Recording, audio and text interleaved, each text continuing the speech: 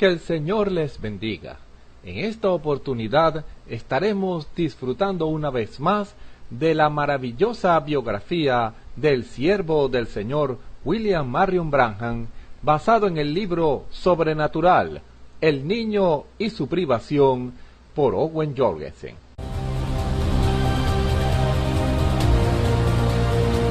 A lo largo de la historia, Dios ha enviado a sus instrumentos para darle a su pueblo los alineamientos que nos deja en su palabra, y poder ser instruidos.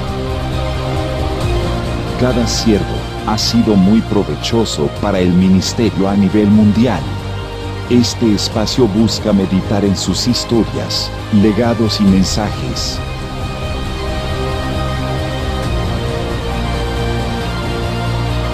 Radio Ebenezer y Kairos Radio Online presentan Conquistadores del Reino.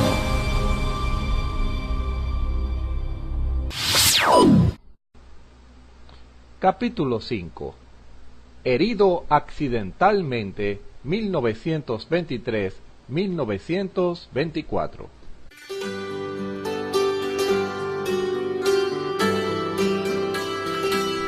William Branham se pasó su verano número 14, 1923, ayudando a su padre a atender el huerto y a trabajar en el campo. Charles tenía 2 caballos en el lugar, un caballo viejo de labranza que él poseía y un caballo más joven que le había pedido prestado al señor Watten. Siendo que él tenía 2 arados de vertedera de un solo barrido, Charles siempre ponía a funcionar los 2 arados al mismo tiempo. En junio, Billy y su padre estaban arando entre los surcos de maíz cuando los caballos comenzaron a resoplar y a patear sus uñas nerviosamente. Billy forcejeaba para mantener a su caballo entre los surcos, para que la vertedera no se desviara dentro de las cañas del maíz. Él gritaba: «Papá, ¿qué le pasa a este caballo?». El caballo de Charles también estaba danzando. Él se detuvo, se limpió la frente con su pañuelo a cuadros rojo y blanco y observó el horizonte. «Hijo, se aproxima un aguacero». Billy miró con atención al horizonte azul claro. «¿Aguacero? Yo no veo ningún aguacero, papá». «Hijo, tú no entiendes. Dios les ha dado un instinto a estos caballos. Ellos pueden olfatear ese aguacero a gran distancia». Ellos comenzaron a arar otra vez, pero no habían avanzado más de 2 surcos cuando nubes oscuras cubrieron el horizonte. Ellos apenas tuvieron tiempo de regresar los caballos al establo antes que se desatara la tormenta. Billy rara vez pensaba en Dios, pues el tema raramente surgía en la conversación familiar, pero él pensó en él aquel día y se preguntaba qué otros instintos atinados Dios podría haber puesto dentro de los animales. Pensando respecto a todas las cosas maravillosas que él había visto entre las criaturas de los bosques, Billy determinó que Dios debía ser una persona muy inteligente. Un sábado por la mañana, Billy preguntó si él podía ir al pueblo y pasarse allí el día. Charles le pagó 10 centavos de dólar por ayudarle toda la semana, diciéndole: «No te lo gastes todo en un solo lugar, hijo». Viajando a dedo hacia Jeffersonville, Billy fue a la casa de su primo, Jimmy Poole. Entonces él, Jimmy y Ernest Fisher fueron a dar un paseo por el centro para gastar su dinero. Billy tocaba la moneda de 10 centavos en su bolsillo mientras caminaban. Él se sentía tan rico. Primero, él se compró un cono de helado que costaba 1 centavo. Después que se había terminado ese, compró y se comió 2 más. Entonces entró a la tienda de dulces Shim's y miraba ávidamente la hilera sobre hileras de recipientes de cristal llenos de dulces de caramelo macizo. Billy había estado aquí antes y sabía cuál le gustaba más. Él pagó 2 centavos por media libra, 226 gramos de dulces de canela. Con eso le quedaban a él 5 centavos, apenas lo suficiente para la función doble en el Teatro Leos. Después de mirar películas del oeste durante horas, Billy tenía fantasías acerca de vivir allá en el oeste y ser un héroe en un rancho de veraneo. La plenitud de su ambición juvenil era ser un vaquero genuino, con grietas y botas y un gran sombrero alto y un caballo indócil que nadie más le pudiera montar excepto él. Él a menudo oía a su padre hablar tocante a la manera que, cuando él estaba más joven, él había domado potros salvajes y había tomado parte en rodeos desde Kentucky hasta Texas. Billy pensaba, oh, qué cosa, cuando yo tenga un poquito más edad, voy a irme allá al oeste y seré un jinete genuino.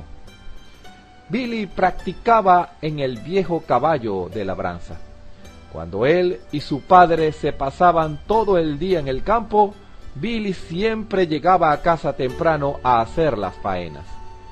Él conducía a su cansado rocín detrás del establo a un abrevadero formado de un tronco ahuecado. El caballo sumergía su bozal a través del fango, sorbiendo en tragos de agua, mientras Billy desataba las guarniciones y las metía al establo. Las abejas zumbaban arriba del abrevadero. Los hermanos menores de Billy se juntaban. Ellos habían tomado los pelos del caballo que desenmarañaban de la crin y la cola del caballo y habían trenzado estos formando una víbora de crin de caballo, la cual flotaba en el abrevadero. Cuando la manera de beber del caballo formaba olas, la víbora de crin se ondulaba como una víbora de cabeza cobriza, arrastrándose encima del agua. Billy arrastró una montura desde el establo y la puso violentamente sobre el lomo del caballo. Las bardanas crecían tupidas alrededor del abrevadero. Billy juntó un puñado de cabezuelas espinosas y las metió debajo de la montura antes que él las hinchara cerrada. Sus hermanos se ponían en fila sobre la cerca para presenciar el espectáculo. Saltando sobre los lomos del caballo, Billy clavaba sus talones en los ijares del caballo, intentando hacerlo reparar. El pobre caballo viejo, cansado de trabajar todo el día, únicamente berreaba y daba vueltas, levantando con dificultad los cascos del suelo. Billy se mecía de atrás hacia adelante en la montura, aparentando que su caballo era un feroz potro reparador. Él gritaba, «Mírenme, soy un vaquero», mientras le pegaba al caballo en las enancas con su sombrero de paja. Todos sus hermanos se reían y aplaudían. Ese otoño, después que las cosechas eran recogidas, Billy se pasaba cada vez más tiempo en los bosques cazando y pescando con su perro de cacería, Fritz. Billy amaba a su perro y se ufanaba que Fritz podía obligar a refugiarse en un árbol a cualquier animalito que él trepaba. Ni siquiera un zorrillo podía desalentar la fidelidad de su perro. Fritz perseguía a un zorrillo hacia un montón de maleza, luego le daba vueltas al montón, ladrando para mantener al zorrillo rodeado.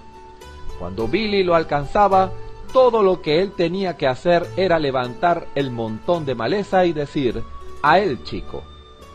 Sin vacilación, Fritz se precipitaba dentro y cogía al zorrillo, ignorando el terrible olor que él rociaba. Naturalmente, a la madre de Billy no le gustaba esta práctica. El cazar y el pescar habían llegado a ser más que un pasatiempo para Billy. Sus horas en los bosques se convertían en un refugio del mundo exterior, un intervalo de paz en una vida que de otro modo apretaba demasiado fuerte por medio de circunstancias insoportables. En el bosque, Billy ya no se sentía un desterrado. Él se sentía como que él era parte de la fauna, parte del ritmo de las estaciones, parte del orden natural del universo. Él se sentía como que estaba en su ambiente. Billy comenzó a vagar más lejos del hogar y de esta manera descubrió Tunnel Mill, un área rural de 15 millas, 24 kilómetros al noroeste de Jeffersonville, cerca de Charleston, Indiana. El área ganó su nombre de un notable molino de harina que se ubicaba próximo al 14 Mile Creek, arroyo de las 14 millas. A principios de 1800, un hombre llamado John Work estaba buscando una buena ubicación para construir un molino. No era fácil encontrar el sitio perfecto. Se necesitaba que el agua corriera con suficiente velocidad y volumen para hacer girar su gigante rueda hidráulica por tantos meses del año como fuera posible. John Work se fijó que en un sitio, el 14 Mile Creek, se enrollaba casi completamente en una cuesta de roca, cayendo 7 metros en el proceso. Él calculó hábilmente que si construía su molino en la ladera de la cuesta río abajo y perforaba con dinamita un túnel directamente a través de la roca acantilada del lado río arriba, la caída de la pendiente a través del túnel sería toda la fuerza que su rueda hidráulica necesitaba. El molino y el túnel fueron terminados en 1820 y se le dio al área el nombre apropiado de Tunnel Mill, el molino del túnel. 30 años después, el hijo de John Work vendió el molino de harina a Wilford Green, cuya familia lo había hecho funcionar desde entonces. Esa es la razón que el área era también llamada Green's Mill, el molino de los Green, por los residentes locales. Aislada de la civilización, el área del Tunnel Mill estaba llena de peces, venados, zarigüeyas, zorrillos, mapaches, ratas almizcleras, castores, ardillas, árboles, cuestas, rocas, riachuelos, quietud y serenidad. En resumidas cuentas, todo lo que Billy deseaba en la vida. Él iba allí a menudo, usando como medio de transporte a camionetas de entrega que hacían puente entre Charleston y Jeffersonville. Algunas veces él podía convencer a sus dos amigos, Jimmy Poole y Sam Adair, que fueran allí con él. Algunas veces él llevaba a Edward y a Henry. Generalmente dormían en una cabaña rural abandonada y siempre atrapaban su desayuno directamente del riachuelo.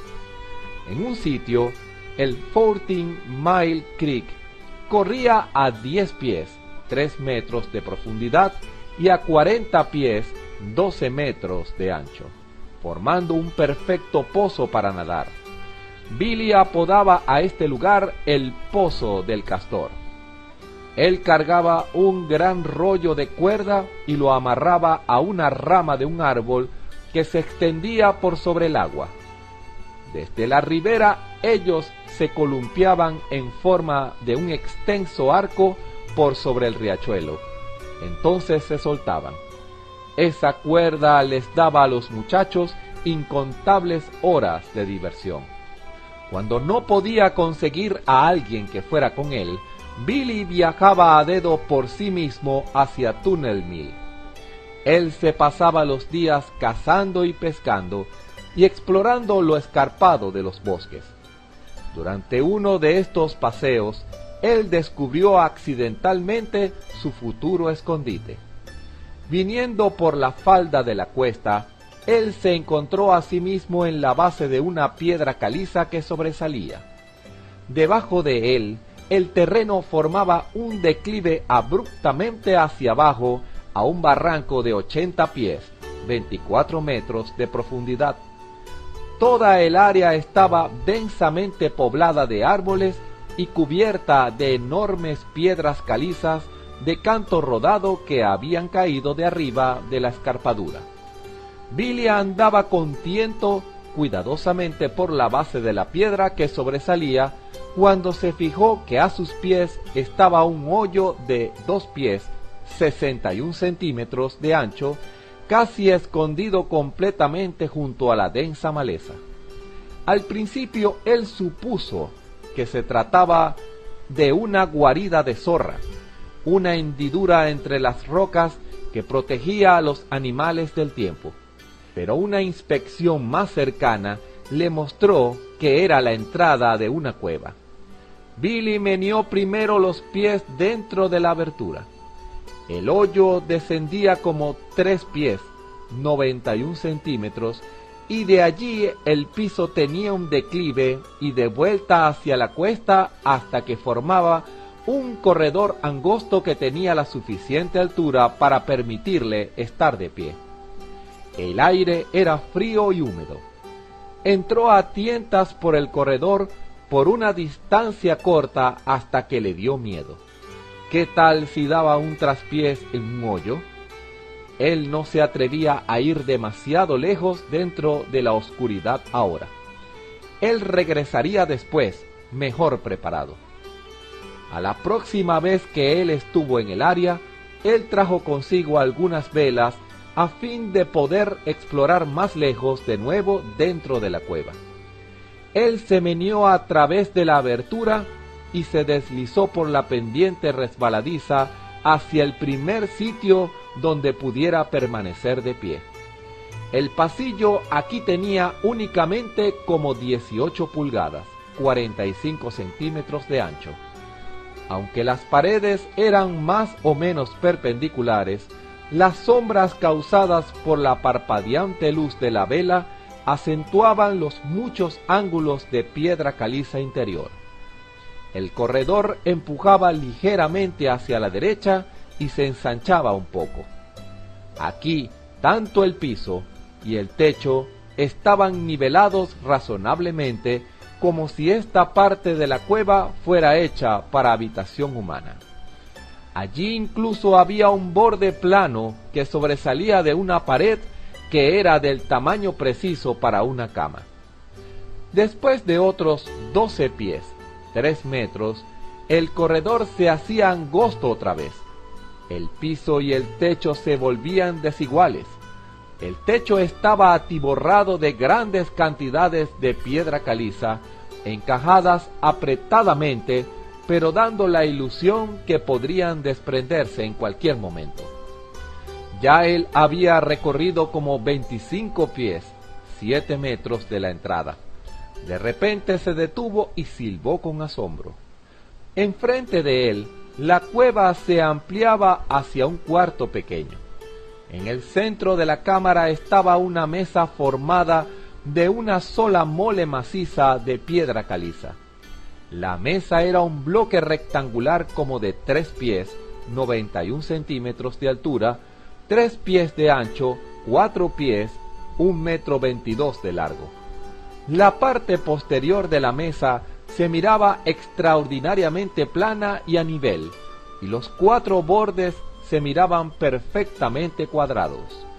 Pero la característica más sorprendente en el cuarto era una roca aguda de 3 lados que sobresalía hacia abajo del techo como una pirámide invertida.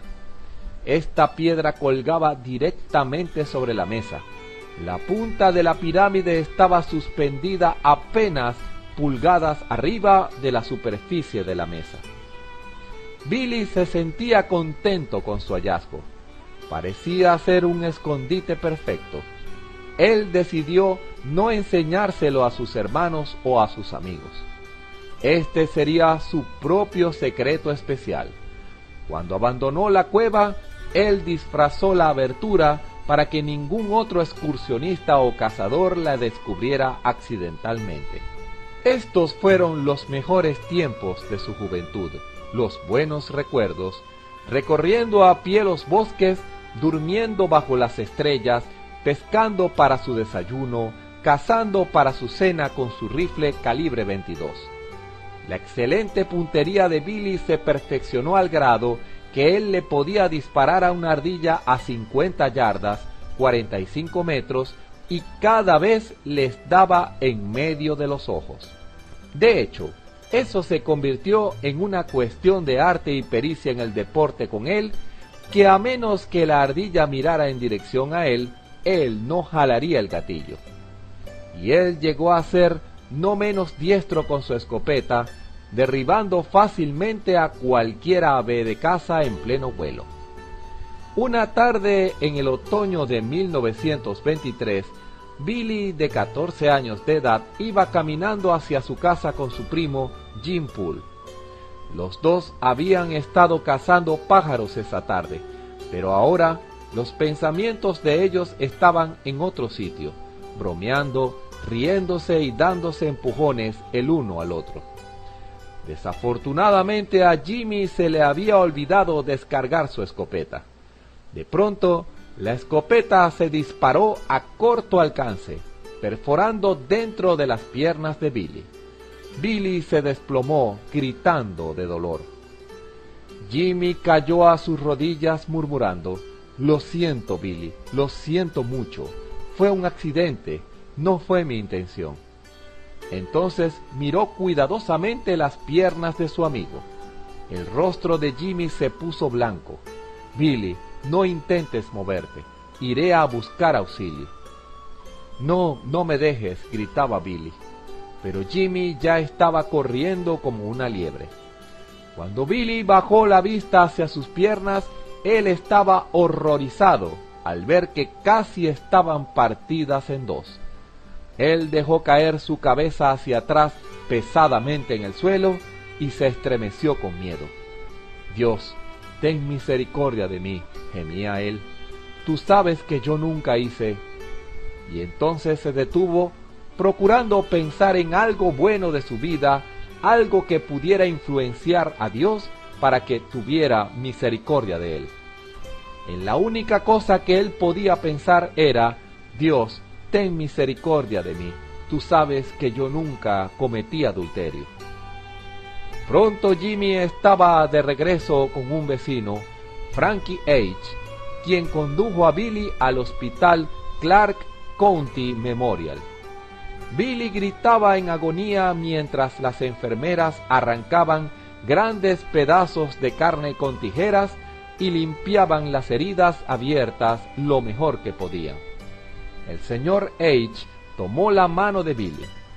Cuando terminaron las enfermeras, ellas tuvieron que soltar por la fuerza los dedos de Billy de las muñecas del señor H. Una radiografía reveló perdigones situados tan cerca en ambos lados de las arterias que un pequeño arañazo cortaría las venas y Billy comenzaría a sangrar. Aquellos eran los días anteriores a las transfusiones de sangre. Si Billy perdía demasiada sangre, eso sería fatal. Esa noche Billy durmió a rachas, en ocasiones únicamente quejándose, en otras ocasiones gimiendo de dolor. Alguna vez pasada la medianoche, él despertó ante un ruido salpicante. Sintiendo abajo junto a sus piernas destrozadas, su mano se sumergió en un charco de sangre. Él sonó la campana para las enfermeras, pero la única cosa que ellas podían hacer era absorber la sangre con toallas y envolver los vendajes más ajustados. A la mañana siguiente, las enfermeras llevaron a Billy hacia la sala de operaciones y le dieron éter para que quedara fuera de conocimiento. El doctor Reader hizo lo que pudo para reparar el daño, pero a causa que Billy estaba tan débil, el doctor no creía que el muchacho se recuperara. Aparte del padre y la madre de Billy, dos señoras estuvieron junto a él a lo largo de esta dura prueba. La señora Stuart, una amiga de la familia, y la señora Roeder, cuyo esposo era superintendente en la fábrica de automóviles. Billy durmió durante 8 horas bajo la anestesia. Cuando finalmente abrió los ojos, él vio a la señora Roeder sentada junto a su cama, llorando por cuanto él estaba tan cercano a la muerte. Él se sumió de vuelta en el sueño, y en el transcurso de la hora siguiente caía y salía de su inconsciencia varias veces.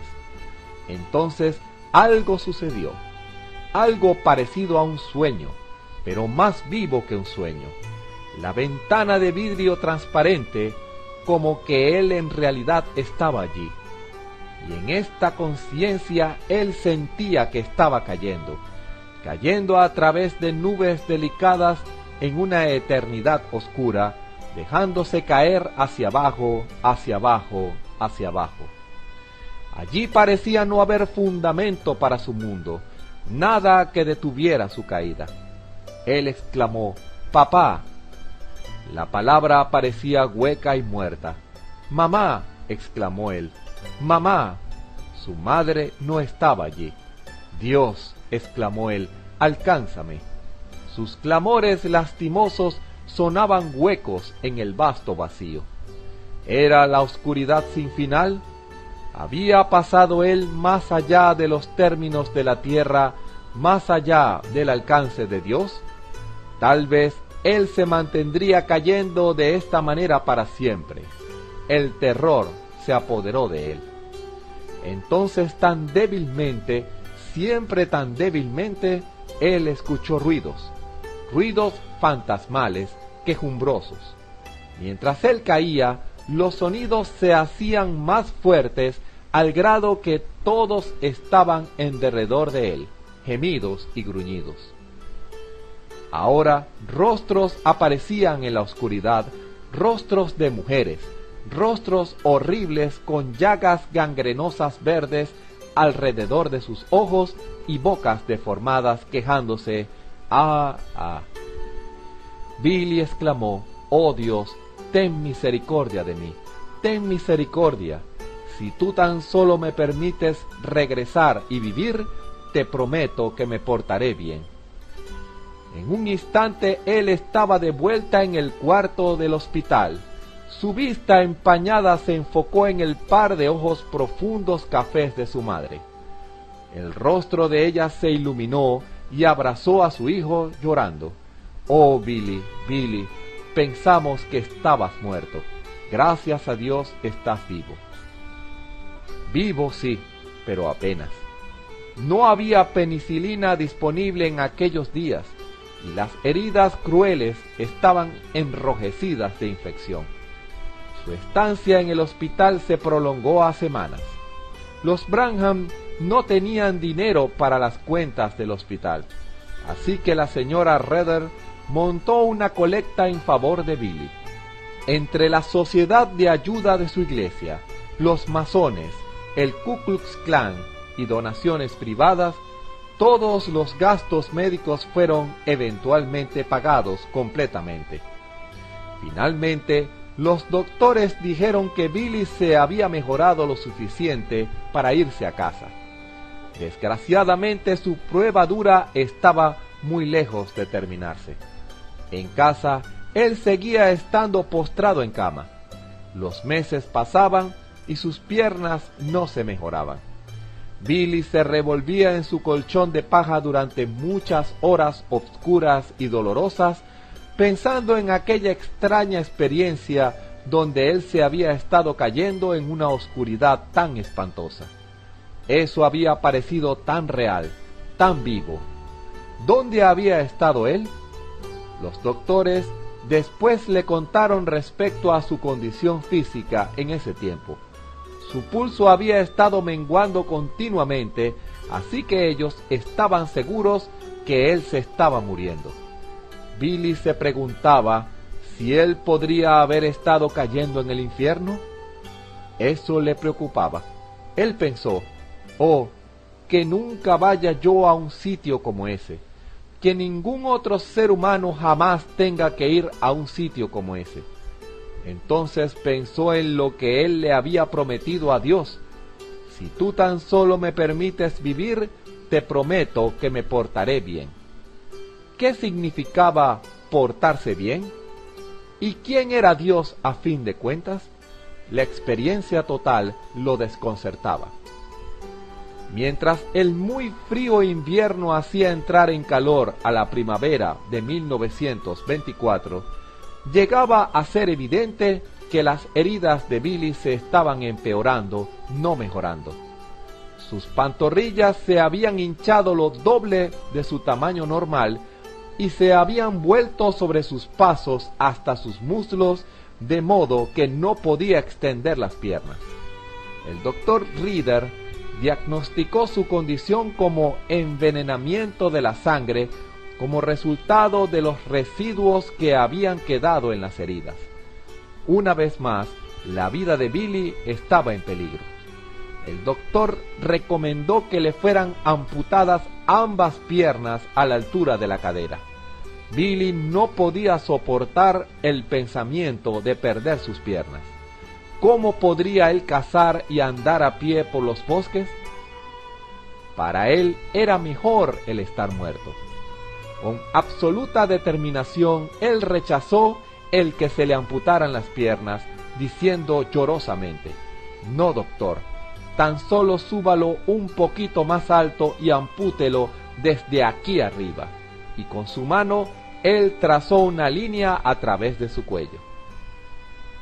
Existe una oportunidad de que pudieras salir bien librado incluso si no amputamos, respondió el doctor Reader.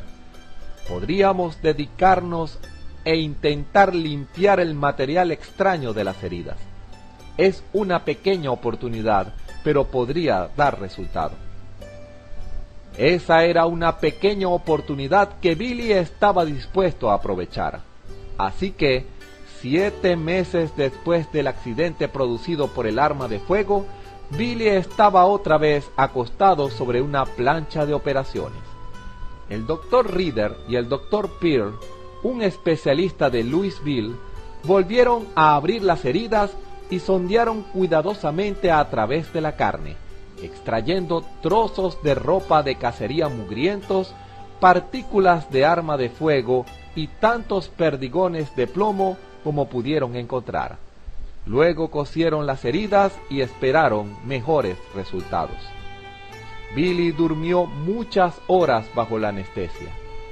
Saliendo de su limbo hacia las luces brillantes del estado de conciencia, Billy tuvo otra experiencia impresionante, cada parte tan viva y real como la anterior, pero muy diferente.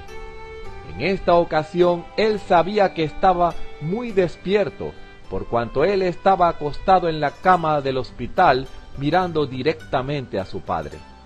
El cuarto del hospital se empañó y de repente él parecía estar parado en el oeste en una llanura. Cactus y mucho pasto crecían en toda dirección por todo el camino hasta el horizonte.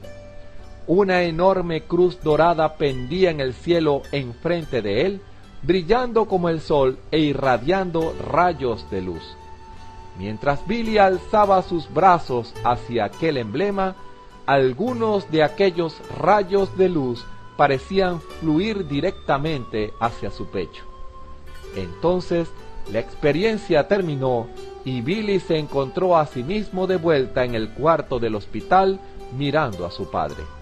La operación fue un éxito.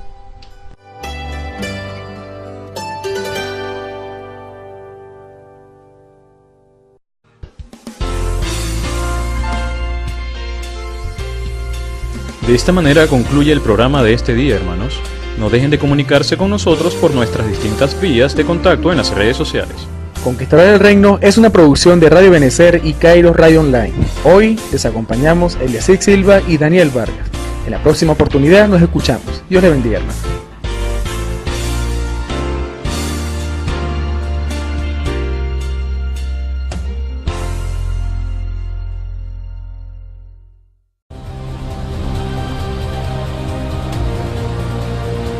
A lo largo de la historia, Dios ha enviado a sus instrumentos para darle a su pueblo los alineamientos que nos deja en su palabra, y poder ser instruidos.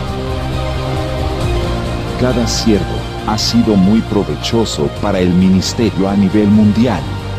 Este espacio busca meditar en sus historias, legados y mensajes.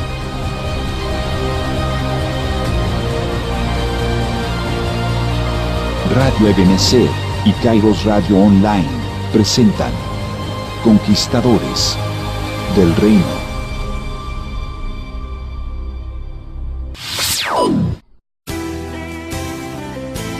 El Tabernáculo Ebenecer, junto a su pastor, el reverendo Osvaldo Tona, les invita a los servicios martes, miércoles y viernes a las 7 de la noche y los domingos a las 9 de la mañana y a las 5 de la tarde. Estamos ubicados en la calle 34, entre carreras 16 y 17 de la ciudad de Barquisimeto, Venezuela.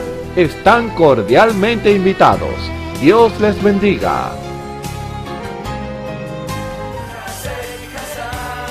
Te invitamos a nuestros servicios de celebración, martes y jueves 6 de la tarde y los domingos a las 9 de la mañana. Iglesia Ebenecer Pueblo Nuevo, junto al pastor Armando Silva. Ubicada en la calle 20, en carrera 2, el número es 20-20, Barquisimeto, Venezuela. Te esperamos.